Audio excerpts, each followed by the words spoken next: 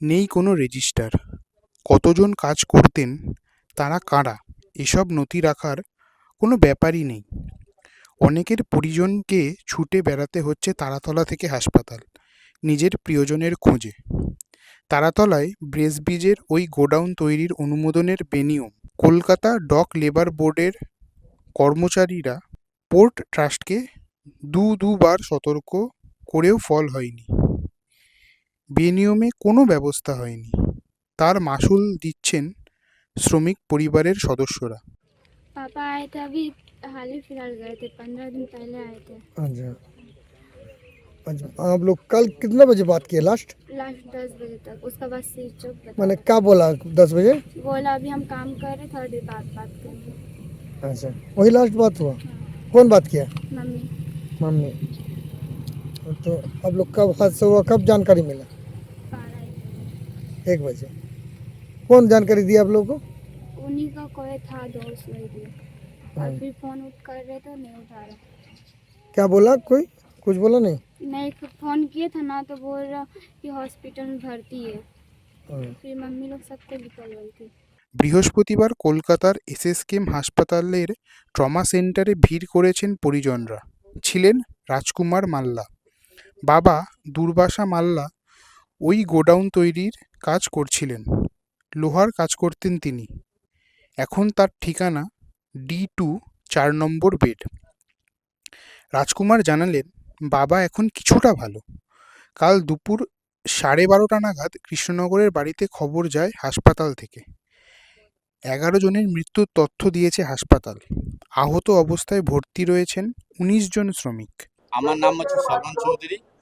দাদা কাজ করতে রিলায়েন্স জুট মিল ভাটপাড়াতে, মানে 6 মাস 8 মাস হয়ে গেছে, কাজ পাওয়া যাচ্ছে না। দুদিন একদিন কাজ, সপ্তাহে কাজ করতে সংসার চলতো না। ছোট ছোট বাচ্চা আছে, কাজ করার জন্য এখানে এসেছিল কাজ করার জন্য। 6 মাস হয়ে গেছে, কাজের মধ্যে এখানে হচ্ছে, ওর সংসার এখন চলবে কি করে, এটাই সময়। আমি কাজ 7 মাস ধরে বসে আছি। দাদার নাম কি? কৃষ্ণা চৌধুরী। কি কাজ করতেন উনি ওখানে? জুট ওখানে ওয়েল্ডিং এ হেল্পারে কাজ করতো। বাড়ি থেকে কে আছে ওনার? ওর গিন্নি আছে, দুখানা ছেলে, একটা মেয়ে আছে। কোথা থেকে আপনারা এসেছেন? জগদ্দল 15 নম্বর ওয়ার্ড। তো আপনারা কি খবর পেয়েছেন?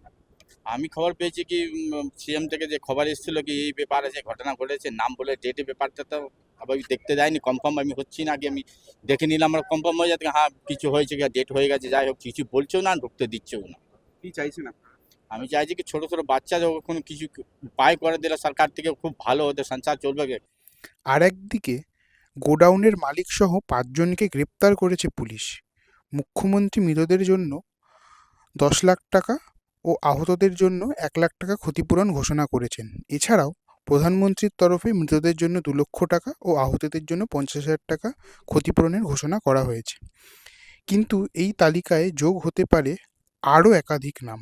বৃহস্পতিবার আকাশভাঙা বৃষ্টিতে উদ্ধারের কাজ বারবার থমকে গিয়েছে তারাতলায় ভেঙে পড়া গোডাউনে। কতজন কাজ করছিলেন, খোঁজ চলছে তার। ঘটনার দিন বুধবার স্থানীয়রা জানিয়েছেন 50-60 শ্রমিক কাজে ছিলেন নির্মীয়মান 3 তলার ওই গোডাউনে। কাঁচা মুনাফার জন্য বেপরোয়া বেআইনি চক্রের সাজা হবে না টাকার জোরে পার পেয়ে যাবে, তা বলবে সময়। কিন্তু বরাবর এদের অন্যায়ের প্রাণহানি হচ্ছেন শ্রমজীবীদের। শ্রমকোড আইনের আরও বেপরোয়া করে দিচ্ছে মালিকপক্ষকে। অপেক্ষা করছে আরও বহু মৃত্যু, আরও বিপর্যয়।